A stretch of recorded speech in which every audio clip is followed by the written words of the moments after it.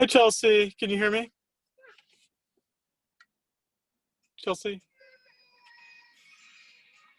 Chelsea K is connecting to audio and cannot hear you yet. Okay, can you hear me now? Yeah. Okay, I just sent a message to the class, and hi, Andrew, I see that you just signed in too.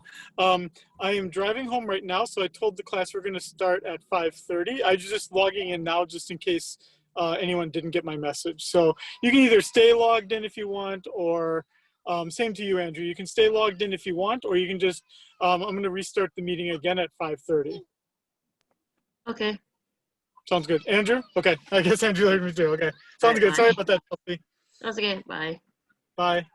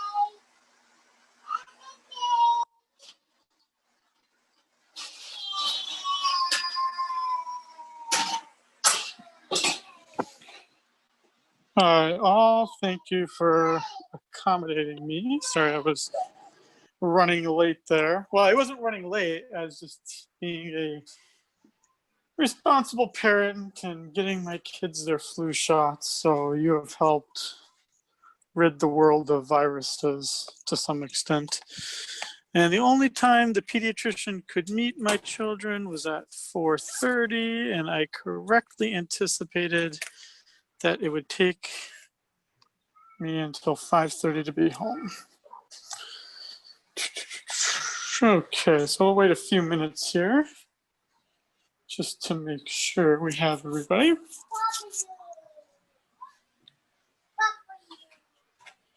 I see as we're waiting here, we're watching my child. Probably can't be good. He's using magnetic letters and putting them onto TV. I don't know, that probably can't be good, can it? What do you think, Cody? You're a techie kind of guy. Does that look bad?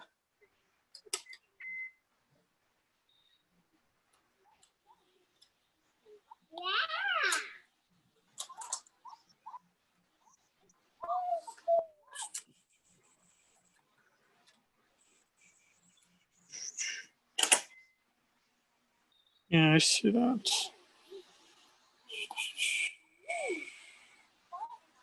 Mm-hmm. Mm-hmm.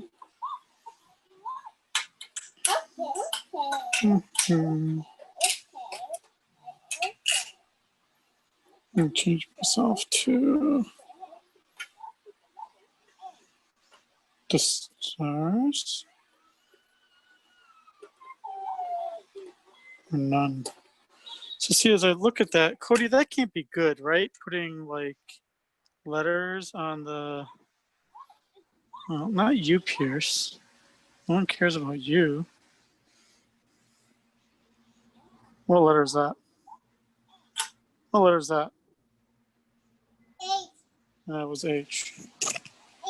Yes, it was H. I would agree with you. It was H. Okay, we are waiting just a little bit more here.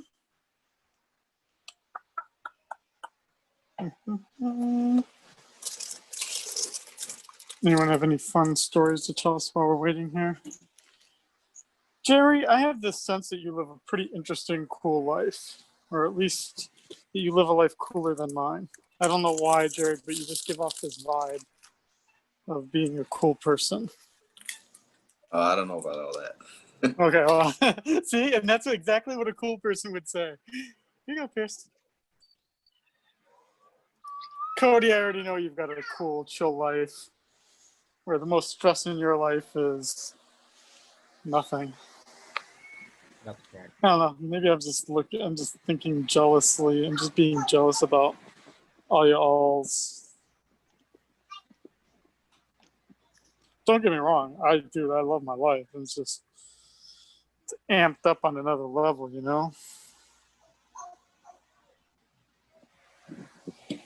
Okay. Give about 2 more minutes here waiting for people.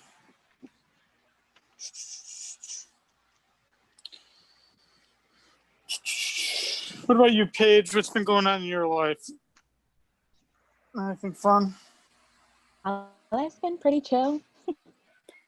Damn it, you sound like you have a pretty nice life too then, huh? Did you like learning online, or has it been different for you to learn online? It's been all right. Zoom is a little bit different. I've never had a class on Zoom, but I've had other online classes.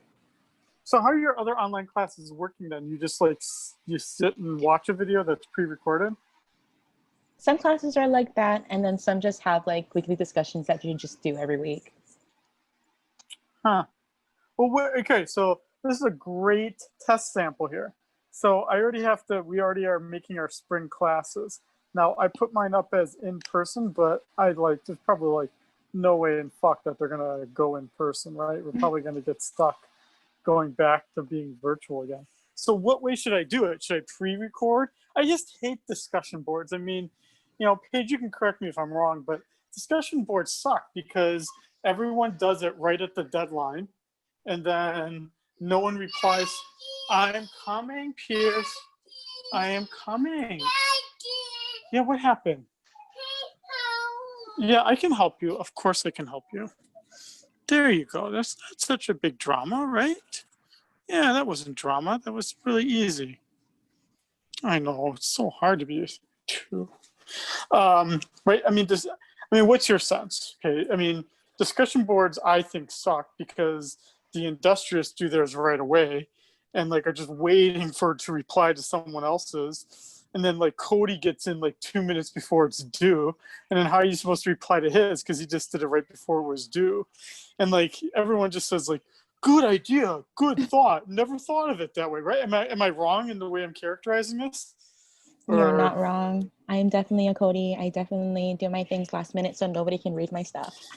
Yeah, exactly. No, I mean, totally. Like, so in my big principles classes, I'm doing these. It's a thing called Flipgrid, which is like a thing where you like record a video. Because I was like, no one wants to like write stuff. Like, wouldn't it just be easy if people could just like download an app to their phone and then just like record like 1 or 2 minutes of thoughts, and then it's posted, but it's posted only to me, right? So then I have to like type out a reply, or I guess I could record a reply, but I only have to type out a reply. I don't know. So yeah, I know I don't want to do discussion boards. So then it's like I'm stuck either then making a video, which then means I don't get to know anyone, and I don't get to know how cool Jerry is, or I just have a synchronized time where we all force ourselves to log in at the same time. I don't know. I guess it's kind of sucky though too, right? Because that means then that every Thursday at 5 p.m. we don't have to do this. I mean, it is recorded, but I don't know what the best solution is. What do you think, Paige? What's the best solution? I have no clue because you said everything that I thought. I did. The only thing I'm absolutely certain of is I hate discussion boards. I hated them when I was an undergrad. I hated them when I started teaching, and someone told me it was the best idea ever, and I did it one semester and I never did it again. No, okay. It's 37 after, so I'm gonna start here. Oh, and that's good too, because I've been recording this, so everyone else can see how much I hate it. Okay. Okay, so what I did send to everybody in class was, we are at a point where we have to do a midterm. And so the way that I'm going to structure it is that what we're talking about today is topic 5.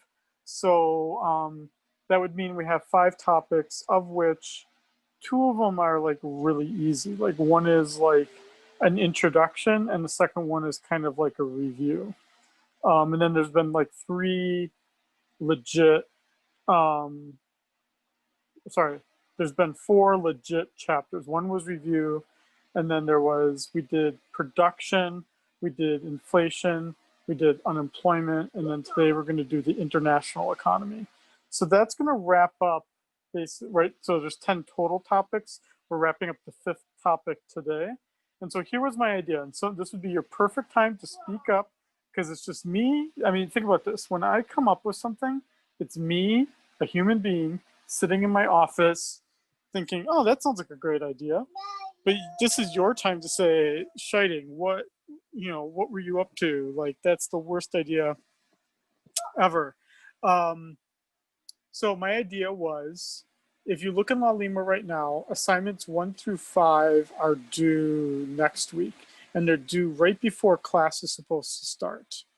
And then what my plan was that I was actually going to pre-record next week's lecture. That way anyone could watch it at any point and I'd be like more prepared. But that what I was going to do is that the assignments would be due next Thursday right before class time, and that at class time I would then post the lecture, and the lecture would be me going through why the answer is what it is for each and every homework question, and then giving you kind of an overview of the material that the exam would cover. I haven't made the exam yet.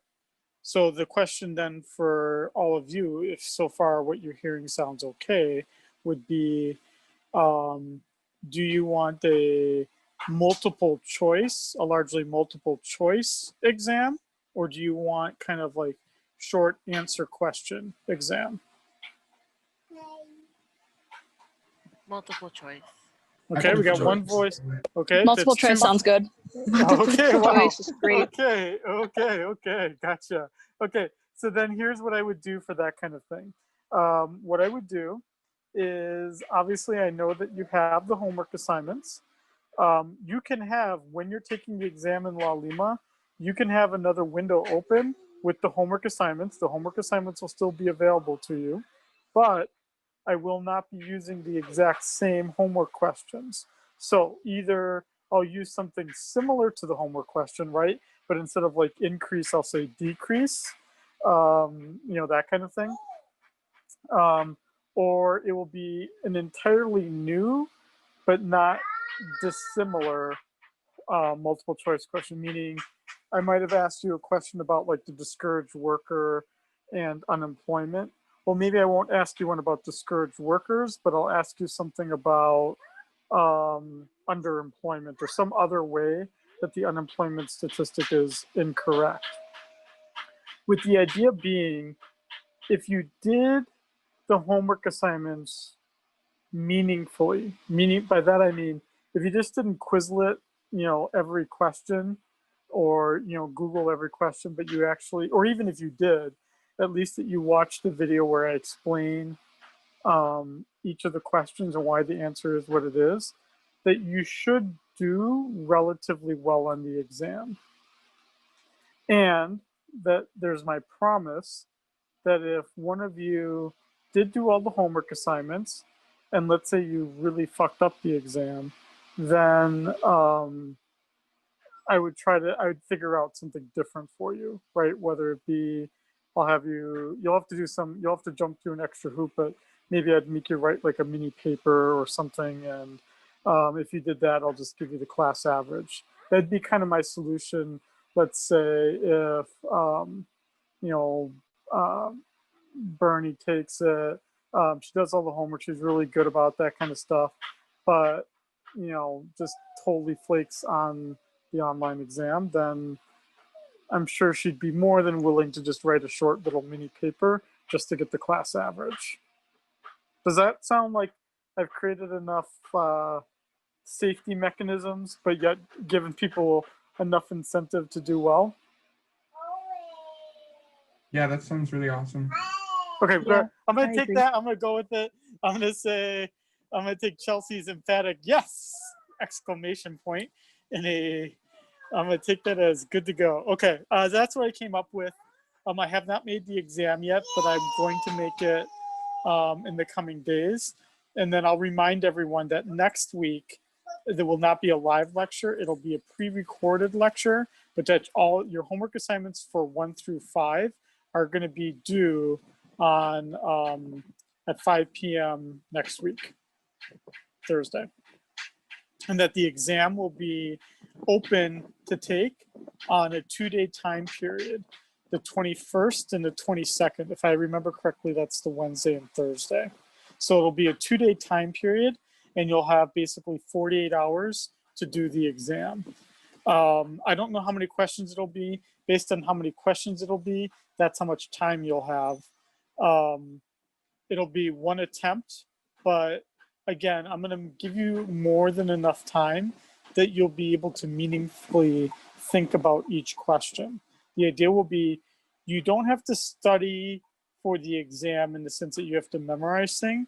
The way that you'll be studying for this exam is organizing your notes and organizing your materials.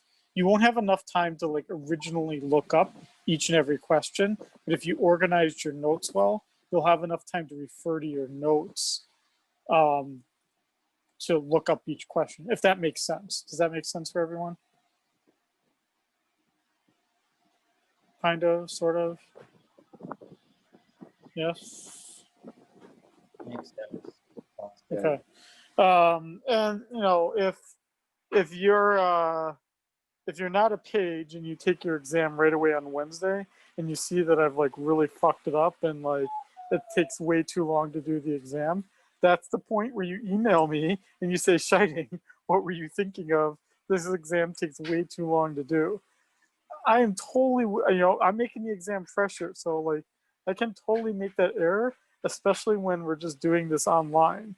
Like, I know many of you because I've had most of you in other classes, but I don't know all of you. So it's entirely possible that, right, I could be reading the class wrong. And my goal, as I'm sure is your goal, no one should be failing this class. And by failing, I mean anything less than a B minus. That's my version of failing. So there's no reason why, if you're putting in the time, you should be getting anything less than a B minus. B as in boy, not D as in dog.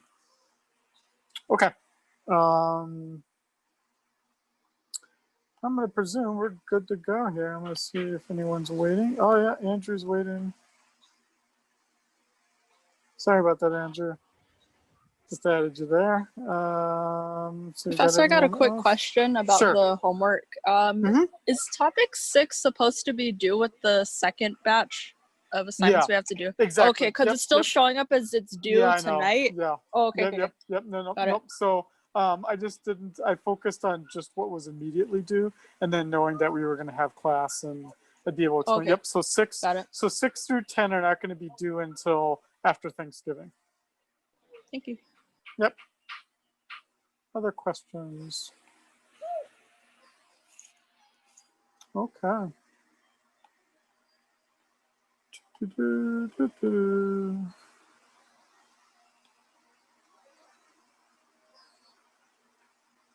Okay. Can you all see my screen at this point? Yes. Okay, perfect. Yes. Okay, good. So I'm just going to go into Bloomberg here. That'll probably be the other thing, right? Hopefully you're all kind of looking at Bloomberg and you're kind of working on those things. But again, the idea would be you'll probably be focusing on the exam first. But when we get to the final exam, having completed the Bloomberg plus a little bit more, and this, if you're in my other class, you're actually be pretty happy that you're in both of my classes, my other Bloomberg related class. Having completed the Bloomberg, we'll only have to do a little bit more, and that will count as the final exam.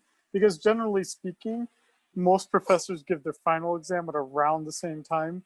Midterms are kind of spread out over a 2 to 3 week time period. So I'm just going to try to make your life a little bit easier so that in December, you already know that the bulk of your exam is going to be having to do that Bloomberg market concepts material. Okay. I want to, for those of you who have me in class on Tuesday, I'm going to be somewhat repeating myself a little bit as I talk about the news. But I don't want you to think that I'm just reusing stuff, because I'm not even going to show those slides. But I, as an economist, and anyone who's really in finance this week, has really been kind of thrown back and forth for one big issue. And that big issue is it goes back to the topic that I talked about last week, which would be anyone who's an economist or is in finance dislikes uncertainty. And the uncertainty that we're seeing now is, we know what the Federal Reserve is doing in terms of monetary policy. They're increasing the money supply to reduce the interest rate. And they're doing that because, right, and just to draw this out just for everyone's sake here.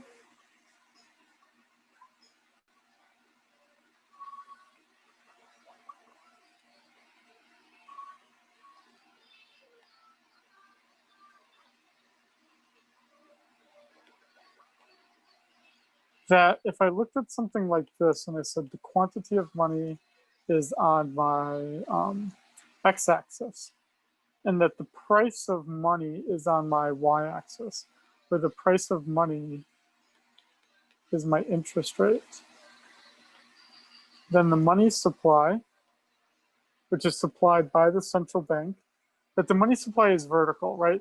Because regardless of the interest rate, there's just a certain amount that the central bank has made available.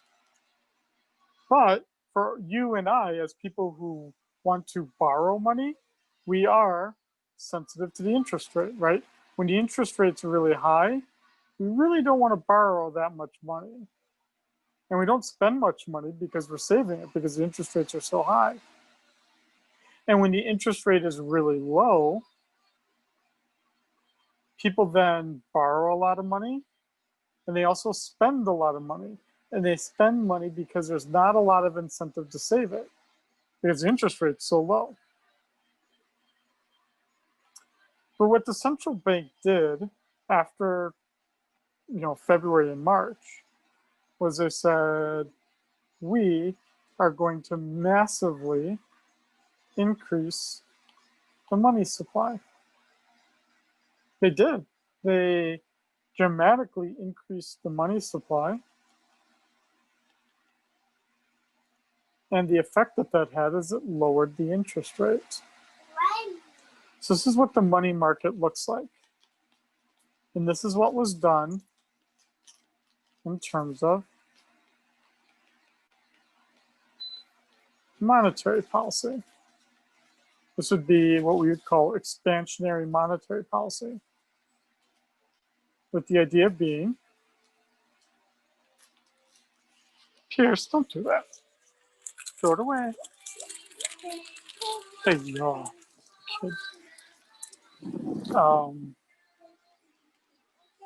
There was an increase in the money supply, which led to a lowering of the interest rate,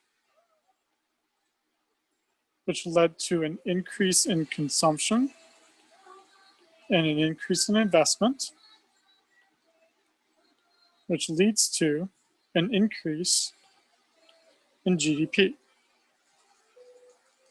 If that doesn't make sense to you, given this above graph, this is totally your time to say something. This is called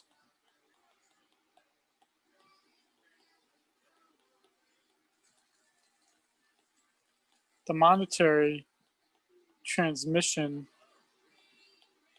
mechanism. It's the way that changing this leads to this.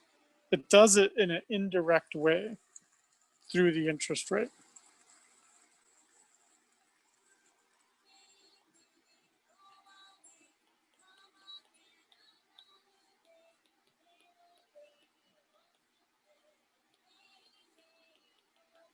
You would do this expansionary monetary policy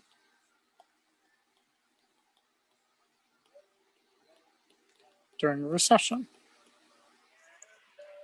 Or at least when you're very, very scared of a recession because, right, this is the way, right, when COVID-19 first happened, it wasn't an immediate recession, but it was certainly really close. My apologies, everyone. I got to vacuum something really fast that my son made a mess, but if I don't, my wife will yell at me. And for any of you in the class who are married, or even if you're not, even if you're just single and there's a special guy friend or a special lady friend who you mingle with quite a bit, even you would know that if you are a messy person and you're married or hanging out with a clean person, they generally speaking, the clean person makes the messy person be cleaner. It usually does not work out.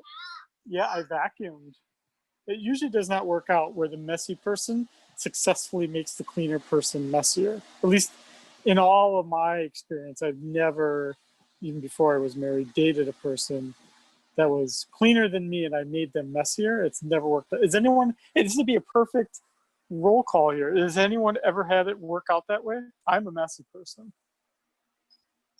Or if you're a clean person, you could say, I once was a clean person, now I've become a disheveled person. Really, class? Because that's about as exciting as today's lecture is going to get. That's a great theory of mine. Okay, well, William, what would you say, dude? Are you even there? You still in our class here? You still in there? No? William, are you saying anything? I can't tell. I see that you're logged in. Jerry, are you a clean person or a messy person? Probably more messy instead of clean. Okay. Have you ever turned clean person messy? Not that I know of. No. Okay. I mean, usually it's the other way around, right? Either you get someone Yeah. that's on this, either you're with someone on the same level as you, which is rare, or they're just a different, and most of the time they'd be cleaner, and then they make you be cleaner. That's what I have found. Yeah. I don't know why I'm still on this topic. It's probably very boring for all of you, but it was an original idea of mine, so I'm just going to go with it. Okay, let's go back to this.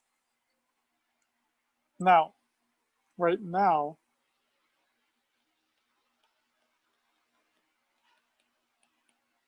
the reason why the markets are kind of like all screwed up this week is since September 2nd, if you look at how the markets have been performing since September 2nd, the markets basically reached their peak on September 2nd, and then it's been kind of just either going down or just kind of holding steady since then. Not a lot of volatility. And the reason why is because there's uncertainty, and all of the uncertainty is coming from the fiscal side. Basically, not to get too much into politics here, and again, if you have me on Tuesday's classes, some of this is a repeat, but basically, you have two different political views of how to fix the recession that we're in. The one view, there was a brief time in early March where everyone agreed on what to do. We spent a huge amount of money. What was it, 2.2 trillion, right? Wasn't it 2.2 trillion? Thought it was a lot.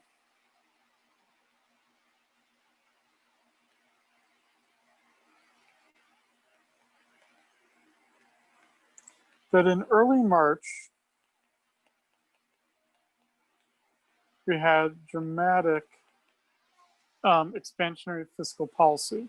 We saw that in the form of everyone got $1,200, right? There was the small business loan money. There was like general money for like schools and local governments for them to be able to buy PPE and other things like that. And the government agreed to actually pay for people's COVID-related care instead of having to have the insurance company do it. All of that cost, again, I think if I remember correctly, $2.2 trillion. And the only thing that was supposed to do was to get us through like May or June. And the idea was, we'll like fix it right now really fast. And then in the beginning of the summer, we'll come back to it and try to fix it again. But we never did. And the problem, right, is that only now do we realize that was a unique time where everyone was like scared and we could have actually pulled off doing something more long term.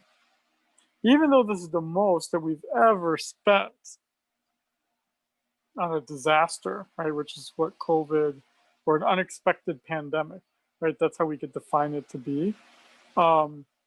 We haven't done anything since then. And so now the markets were expecting that we were going to have fixed this and put more money into the system, and we haven't. So what we're seeing now is that all the PPP money is all exhausted. There's no more money left. All the CARES Act money has to be spent by the end of December. But most governments, Hawaii being an exception, most governments have already spent all their CARES Act money. That's all gone. Everyone's already spent their $1,200. So if we're looking for fiscal stimulus at this point, it's gone. There isn't any out there. State and local governments don't have the money to do it. They're failing. And so Pelosi And Mnuchin, Steve Mnuchin, who's the Treasury Secretary. Also, he's the executive producer of the Lego movie. Steve Mnuchin, he and Nancy Pelosi were negotiating with each other. And they were kind of close to a deal throughout September. Everyone thought they were going to get something. You want to get in there? You want to get in there? See, there you go. You're way down here. See? Yeah, I don't know. Yeah, that's you. I don't know. That's you right there. Yeah, what letter is that? That's J for Jerry. J for Jerry. Okay. Sorry, I just have to entertain my child here somewhat while my other son's at piano. So everyone thought that the government would have now swung in there and stimulated the economy more, but it hasn't. And the problem is that the markets are now saying, we thought you were going to do this, now you're not. And now the airlines are doing all of their furloughing. The airlines are now doing all of their layoffs. Small businesses are saying, we already blew through our CARES, our PPP money and all that stuff. So what are we going to do now? We're just going to have to go under or temporarily close. Which is why I'm now back. Everyone can see my screen, right? Yes? My Bloomberg screen? Yes. Yes. Okay. Yes. So if you look at the top stories, you really should not be surprised that the thing that's on the minds of people in the markets are exactly stories about stimulus, fiscal stimulus being needed. Because the graph that I saw today, which I thought was actually very telling, was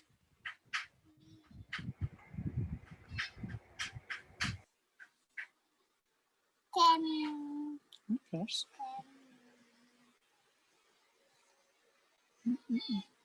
Oh, Truman. Pierce, Truman's home. Pierce, Truman's home. I can hear him yelling outside. Yeah, I can hear him yelling outside. So I'm just looking for this really quickly.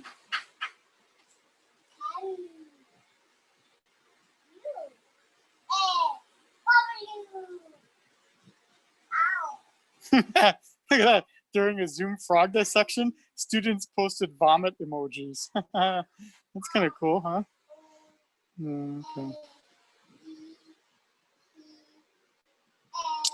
So I'm just looking for one thing here.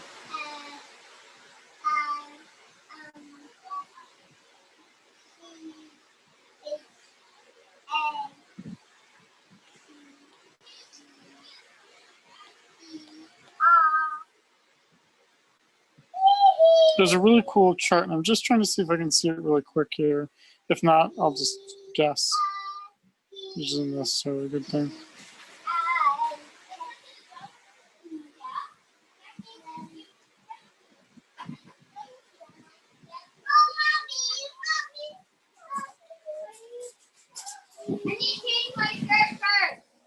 Okay, I'm going upstairs, guys.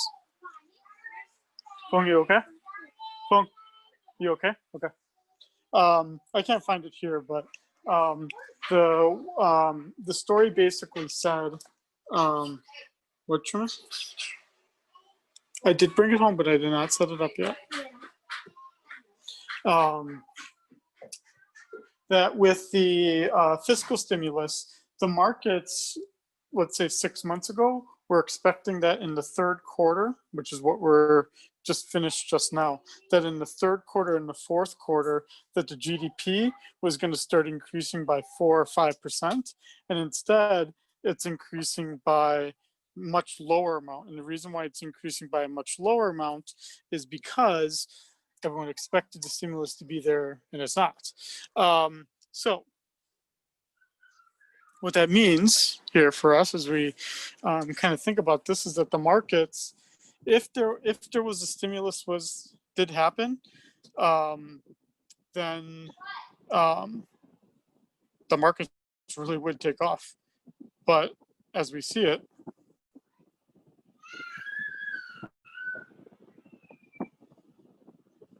every meaningful news story.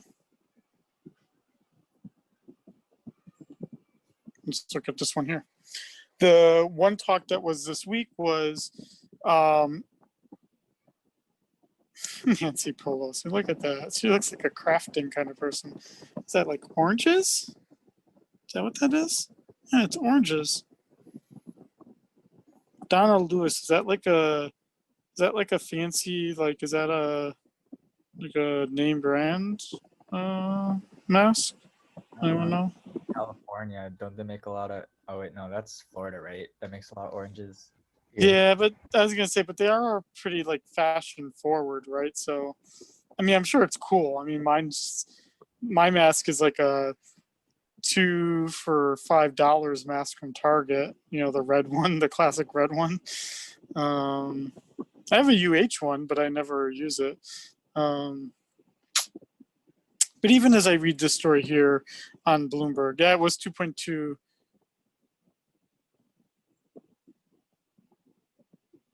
I'm sorry, that was 2.2 that just came out.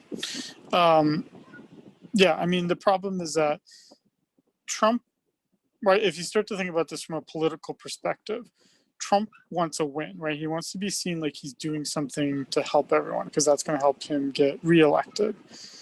Pelosi doesn't want to give him that win, right? So she's going to be naturally opposed to things. But at the same time, Nancy Pelosi and the Democrats can't seem like they're just like obstinate and they don't want anyone to do well just for political purposes, right? Otherwise, everyone will be like, dude, like, you're so like selfish. You're only looking out for yourself. So it's almost kind of like we're just stuck, unfortunately, again, in this position where, I mean, I think I would be very surprised if anything's going to happen here in the next 3 weeks or 4 weeks. I think we just almost need the election to happen to actually move forward. I don't know. That's, again, I'm not a politician, and I don't even know why the markets are even holding on to hope here, because I just don't think there's any hope to be had. Yeah. Okay. Anyone have any general thoughts that they want to share before I get into the lecture? Do you think they're going to pass stimulus? No, I don't. I really don't. I don't think. I think there are some things that are agreed to, that both sides agreed to. And the things that both sides would agree to would be that there should be some help for the airlines. And I think they both sides agree that there should be something for small businesses. I think that's where the agreement, though, unfortunately ends. Because then if we get into, for instance, even giving payments to people, everyone's all over the board, right? I mean, think about it. Neither my wife nor I are in the service industry, you know, and we make more than the poverty line level of income. But we get $1,200 just like everyone else. Now, is that fair? I mean, it's fair from an equitable purpose, but right, I didn't actually really need the $1,200 because I was actually, from an income perspective, I was largely unaffected. I have been, knock on wood, largely unaffected by the pandemic, right? Whereas, right, if you worked at Starbucks, right, you probably either got furloughed, laid off, or reduced hours, right? And so you were directly affected, and you lost much more than the equivalent of $1,200 in income. And so I think there's disagreements about how do you structure income payments to people, but then the bigger issue that I see, and I don't think there's any way to bridge this divide, is what do you do for state and local governments? So if you had my class with me on Tuesday, state and local governments represent almost 12% of the GDP, and they're all scaling back because they all have reduced tax revenue. But it turns out that, again, in terms of spending for the GDP, it's really the state and local governments that drive the economies, right? So as an example, and I'm just going to use me as an example, I'm obviously a state employee. I'm also a unionized state employee. And right now, the governor is saying, you better be ready. Every state employee, especially UH professors, we're going to have 10% salary cuts for the next 4 years, right? And I can look at budget numbers just like anyone else, and I can absolutely see that he's not just trying to scare people. It's an absolute reality, right? And then I'm in a union, and my union's like, no fair, you have to negotiate everything, right? And they're just, right? It's just like dogs chase cats, right? That's just what they do, right? So that's, in this case, that's what unions do, right? Unions are always supposed to resist. That's what we, who are in a union, that's why you pay your dues, right? It's because they're supposed to resist. But you better absolutely guarantee that if I lost 10% of my income, I'm going to have to scale back some way, right? I mean, that's a given. And the only reason why Ige hasn't done anything yet, he said, we'll do it if we have to do it, but we'll do it in December. And the reason why he picked December is because, right, someone told him, well, if the Democrats win, we'll make sure that state and local governments get this big chunk of money they don't have to pay back, right? Which would then stop them from having to reduce my income by 10%, right? So, from a political perspective, as a state employee, I certainly have an incentive to vote one way rather than the other. But even if I wasn't, even if I was just a regular person, as a person who's an economist, I'd still have an incentive to favor the party that wants to do wants to give money to state and local governments, because again, they are the ones that are driving the economy. So even if I try to look it up here, I don't even know what I'm going to find here.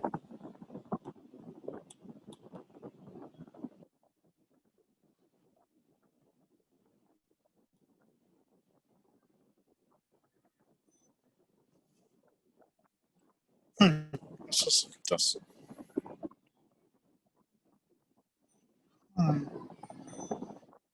Interesting. So I'm just looking at local financing worldwide. Unfortunately, most of it's about China, because that's actually where a very active market is. Just to give you an example here, on October 15th, the state of Hawaii is offering a big bond, right? They're doing that because they have no money, right? And they have to borrow money to cover their, their spending. And you better believe those bonds will be bought. But I'm sure if the government had its way, the state government had its way, it wouldn't be issuing bonds, right? It'd just be getting this big fat check from the federal government. Just trying to see here really quick here. So you're seeing some, as I'm scrolling through this, if you look at this fourth story here, it's exactly what I'm saying here. Fed officials say more quantitative easing may lack punch. Fiscal aid needed. That fourth story right there, this one right here,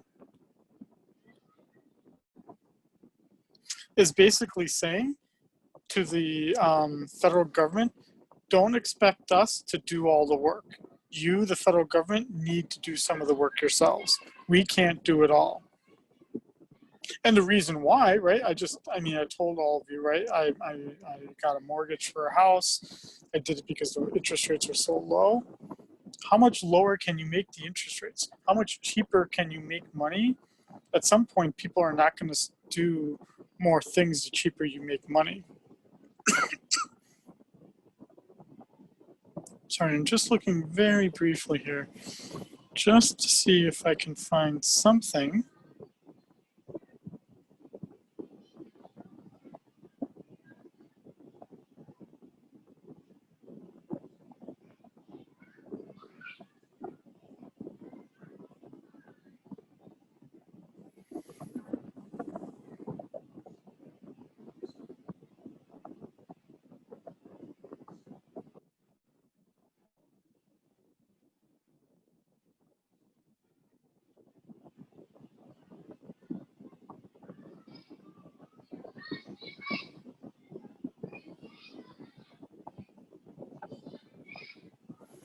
Sorry for the silence there. I'm just trying to look here real quick.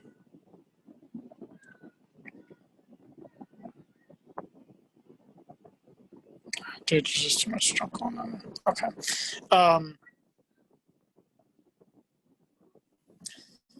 So we'll go back to this here.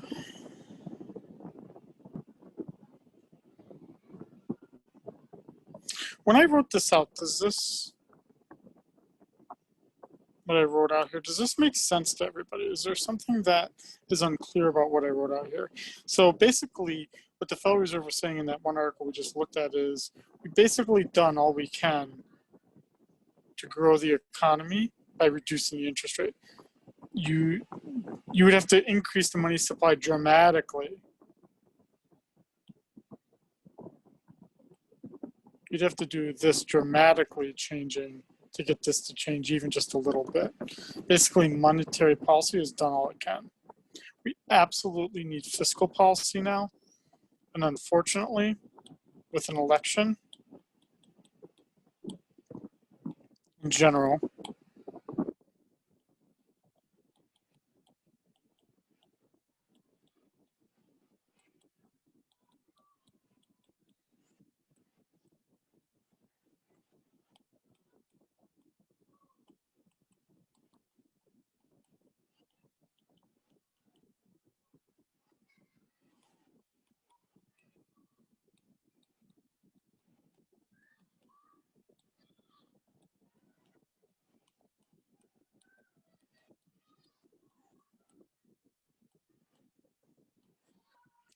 again, I don't election. Anyone to think that means something else. I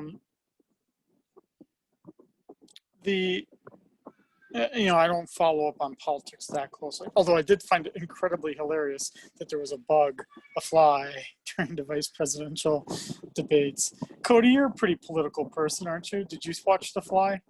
Did you see The Fly? Yeah, I saw the fly and like. Yeah, wasn't it? I wish he would have like got memed for the things he actually said. That was just an unfortunate coincidence that it happened. I agree. I absolutely agree. I mean, this is the only politics I want to say here at this moment. The only critique I had about the commentary that happens after it is, of course, both individuals, both candidates, tried to avoid answering some questions, right? Because, being a vice president, unfortunately, you work for someone else, right? I mean, you're the ultimate silent partner, right? You have to, the boss, the guy at the top of the ticket, is the one that tells you what to do, and you have to do it, right? You can't just strike out on your own, right? So without the other guy there to say, give you a nudge and say, yeah, go ahead and say that, right?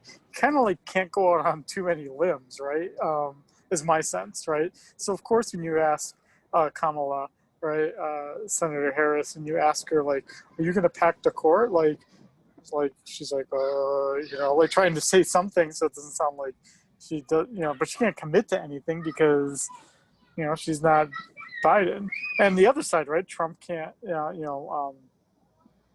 Pence can't say, can't apologize, right, for certain things that Trump said because, he's not Trump. He didn't say it.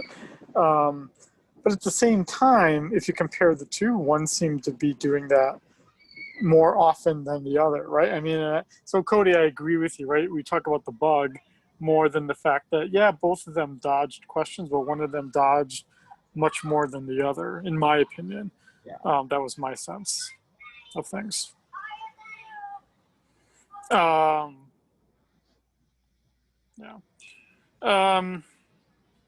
Also, the VP generally doesn't have much power anyway, so this debate wasn't too important, in my opinion. Yeah, let's try to think. When was the most exciting VP ever? Like, where was a VP where you really cared and you thought, I had to, Truman, my son, had to ask me who was Clinton's VP, and I really had to think about it for a long time because I didn't even remember who it was for a long time. I guess like the most off the top of my head, the only VP that actually made an impact was LBJ because he had to succeed JFK. Yeah. So that's pretty important. But, Let's see. Because it's just a big shadow, right? I mean, especially if the president's very popular, right? Also, like someone like FDR, right? Not only was that a long time ago, but I can't name a single person that was the vice president. Even like Carter, I don't know who the vice president was during Carter. I think I like just don't think about that. the only real power is like they serve as a tiebreaker vote in the Senate.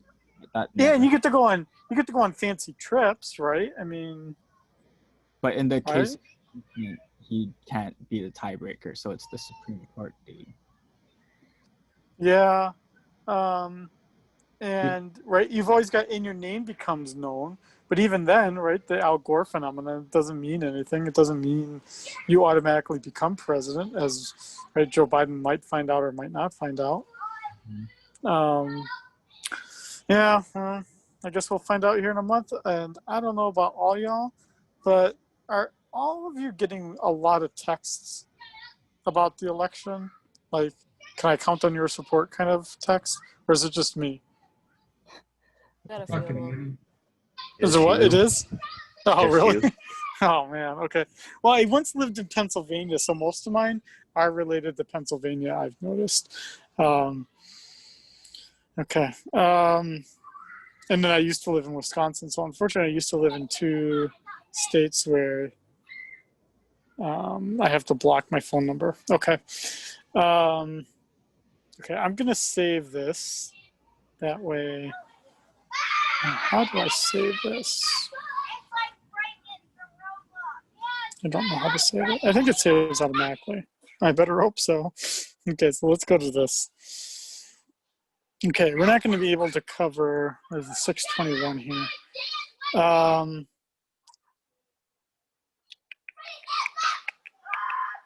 Okay, let's do this. Even though I've only been talking here for about an hour, let's just try to stick to our normal schedule. I don't want to go over time. Even though we started later, I don't want to take you out to 8 o'clock because I presume, not that Claudia has got to go somewhere at 8 o'clock, but I'm just going to presume people make plans, and it's unfair of me to start late and then make you all end late. So we're going to still end on the same time here. It's 6:22 right now. Let's just take a break for 8 minutes until 6:30. I'll pause things right now until 6:30, and then I'll resume it at 6:30, and then I'll start the lecture at that point.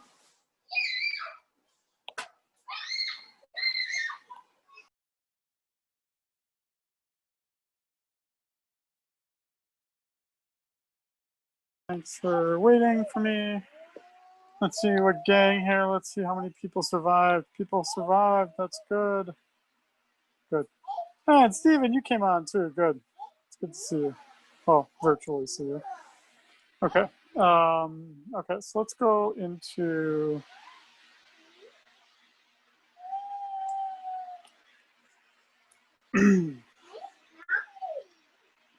sorry.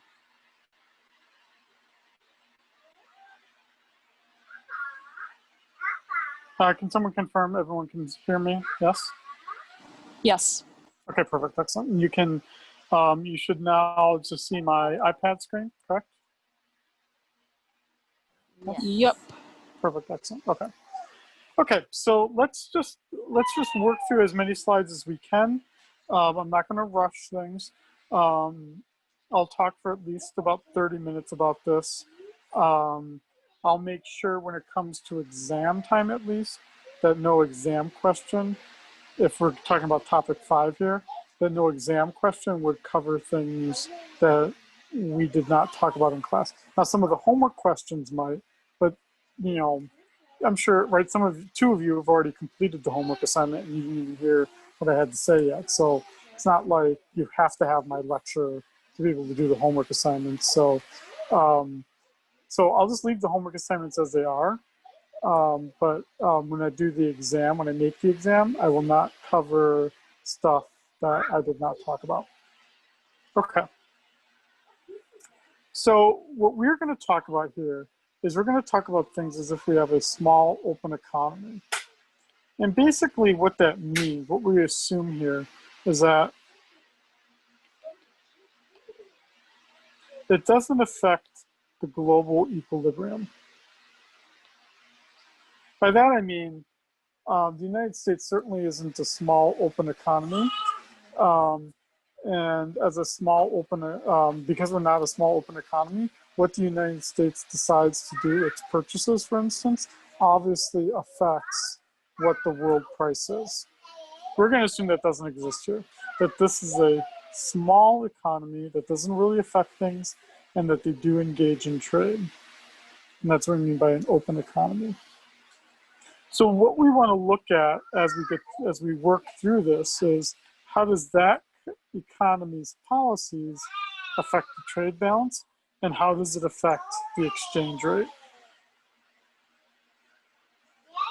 Okay, so just in the interest of time here, let's not worry about that. And now let's start with here. Let's start to look at some equations here. When the economy is open, not everything has to be internal. So C superscript D, meaning domestic consumption plus foreign consumption equals total consumption in the economy and in the world. Total investment in the country or in the world equals what is done domestically and what is done foreign. Government expenditures is what is done domestic, what is done foreign. And because of this, in each economy, no longer does saving have to equal investment because people can borrow from abroad and people can save more than they need internally and they can invest abroad. So here in the United States, for instance,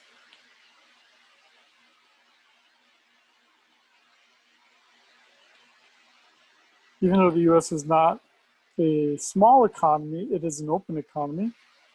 In the United States, we borrow more than we save. Fortunately, there's an opposite, China.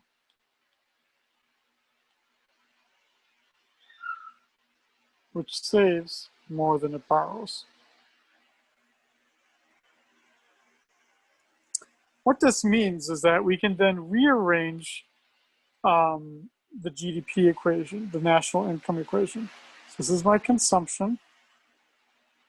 That's my investment. That's my government spending. That's my net exports. So let's rearrange the terms. Let's minus net NX from each side.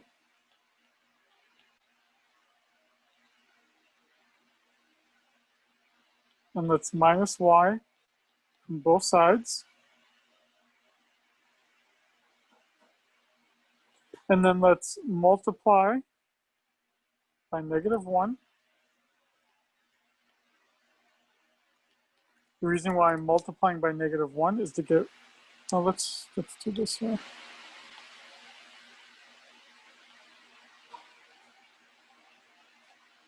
Let's make your lives a little easier.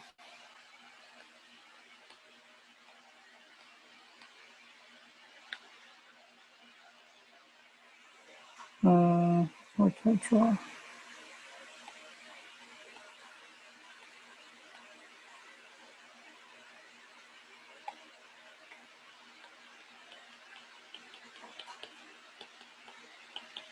If I write something that seems confusing, say something. So this is just our standard GDP equation.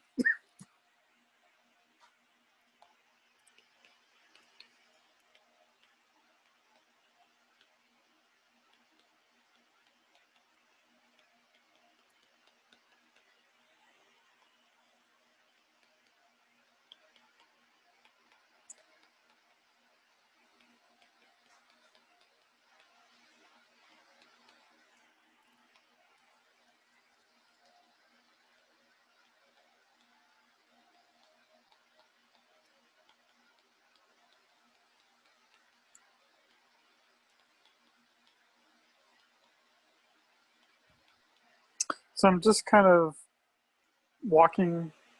So I started with my original equation, subtracted nx from both sides. Then I subtracted y from both sides. Then I want to isolate nx on the left-hand side of the equation, and I want it to be a positive nx, so I multiplied it by -1. So now I'm at positive nx equals negative y times -1 is positive y, minus c times -1 is negative c. Yeah, I times -1 is minus I.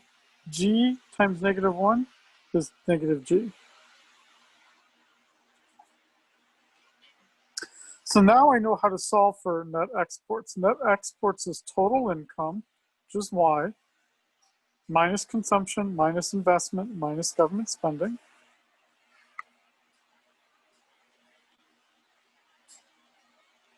And that would be what we have right here.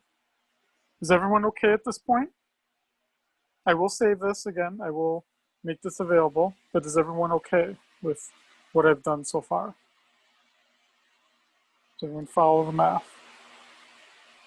Yes. If you don't, okay. If you don't, say something now. Or alternatively, if you're a little bit shy, don't say something. You can ask me later, and I'm totally willing to make you a separate video. Just have to ask. But the reason why we set it up now the way that we did is because each of these are domestic consumption, domestic investment, domestic government spending. So now I've collected my domestic spending here.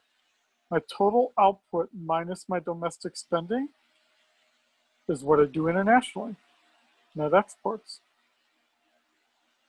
And what we could see is that sometimes our domestic spending exceeds our production. And sometimes it's less. So net exports would be positive when output is greater than C plus I plus G. This would be a country that exports more than it imports, a country that's running a trade surplus. And there are some countries that run a trade deficit. Basically, we say that that country has negative NX. Well, that would be a country that has income that's less than what it's spending. Basically, it's spending more than it earns. This would be like Germany. This would be like China. This would be like the US.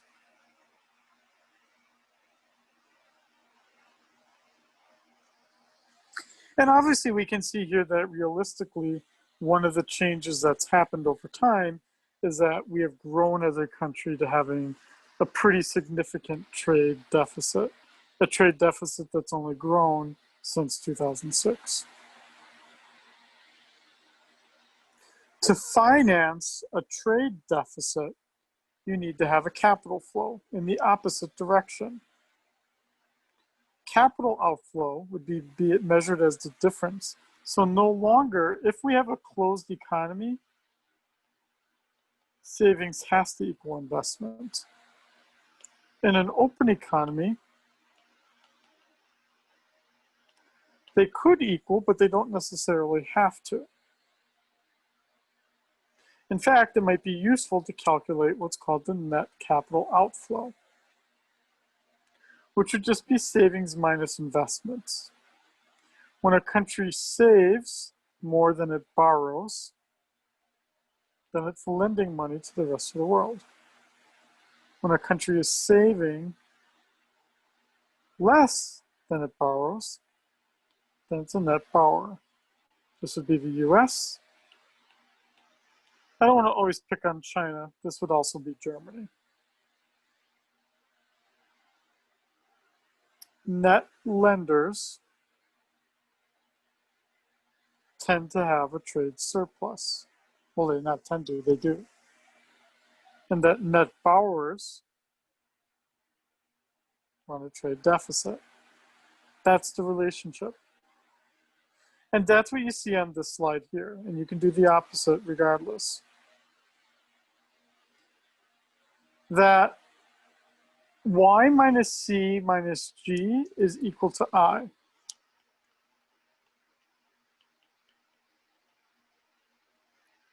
Sorry.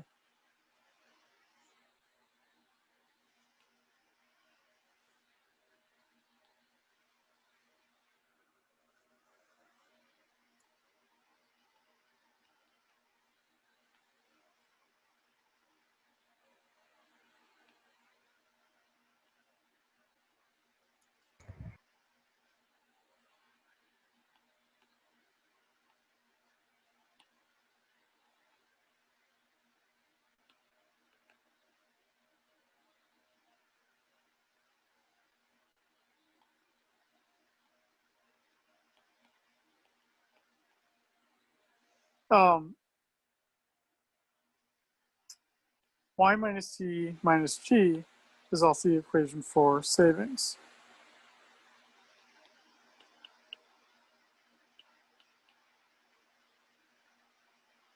Which means I can substitute S for this, so that net exports equals S minus I, which is what we did right here.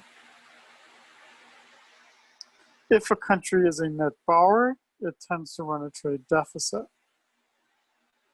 The two have to counter each other. The only way that a country can be a net borrower is if it buys more from the rest of the world, meaning it runs a deficit. Okay, I'm going to cross this out. Don't worry about this.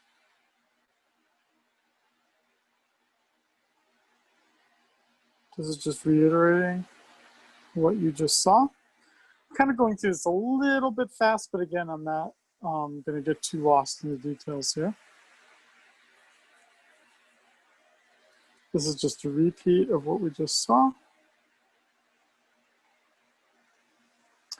But what this does for us, and this becomes part of the meaningful part, is that we now have 4 functions that we can write out. The production function.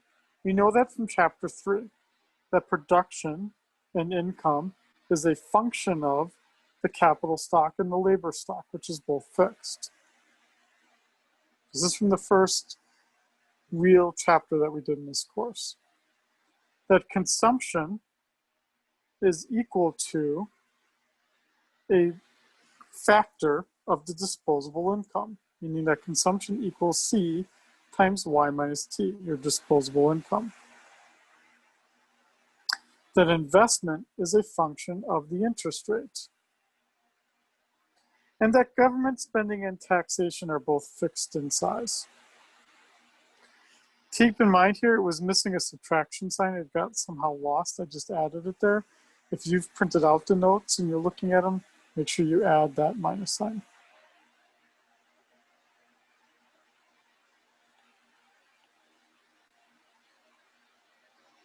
Which means if the Y is fixed,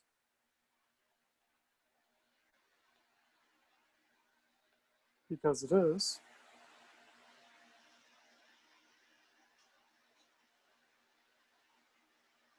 and if this is fixed, and this is fixed, and this is fixed,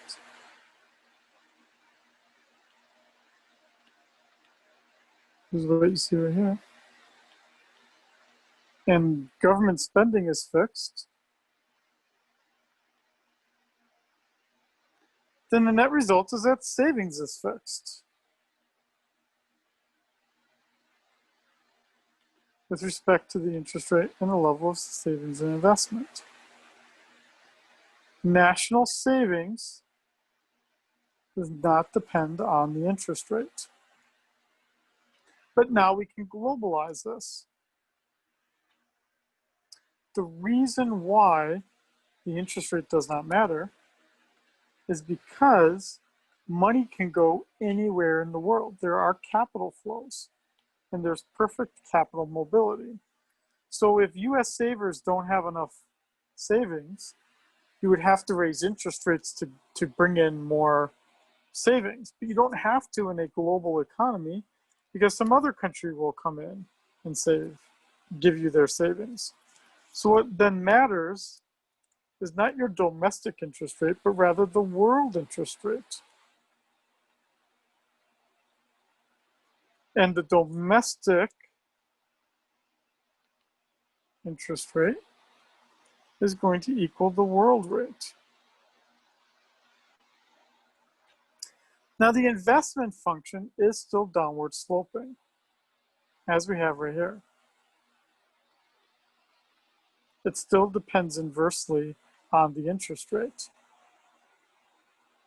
But as you're probably guessing, or maybe you're not, the way that we then determine the interest rate, if we were in a closed economy, would just be by where the two meet. But in a global economy, R subscript C no longer has to equal the world rate. In fact, they could be different, which they are. In this case, what we're saying here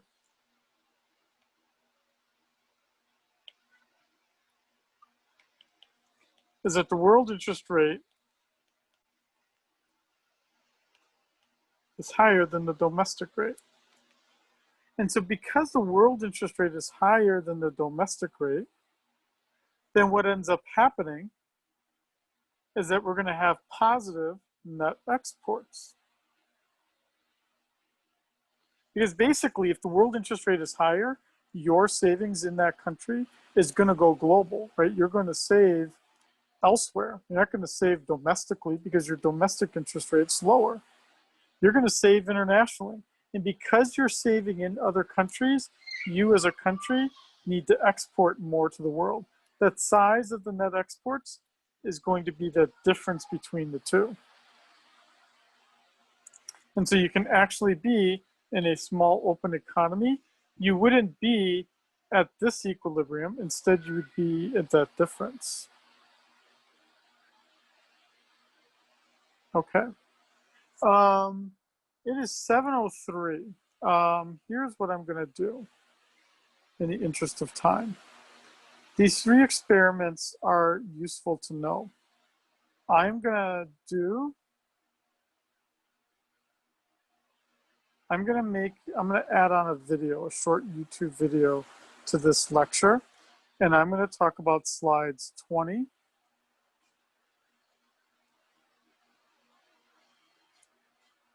through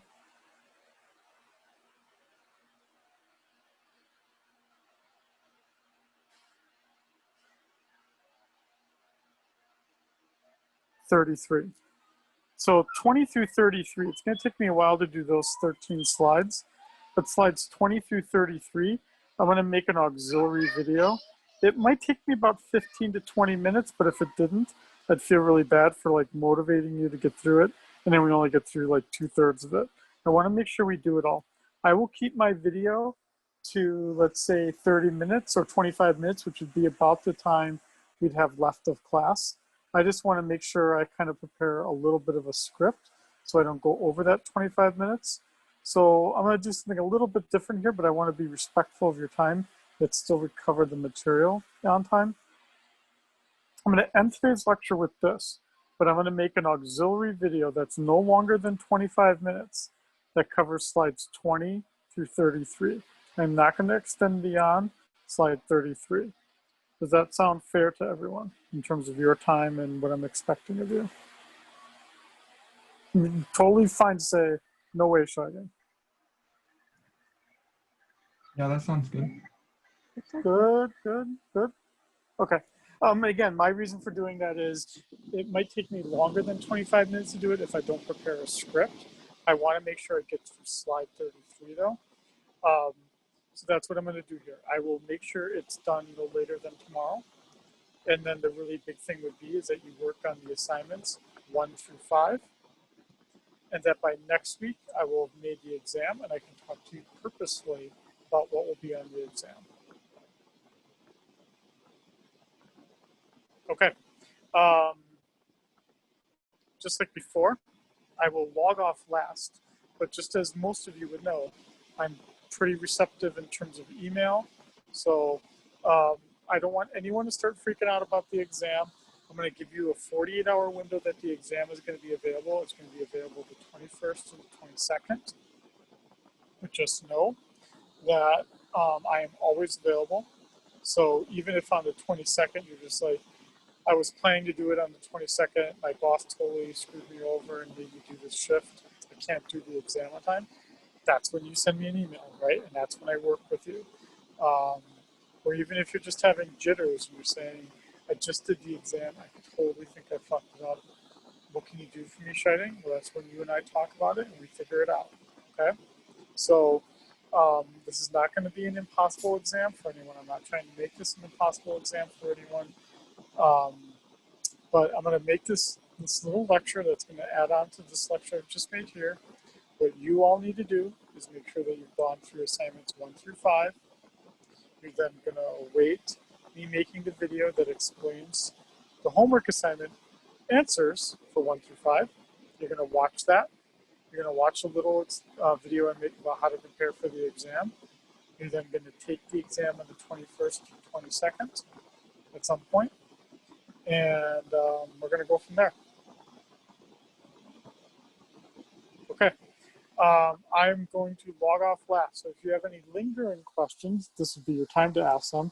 But even if you're just a good person, if you're a person that learns more by me having typed up something than me saying it, I am going to reiterate everything I just said in an email that will go out tonight or tomorrow.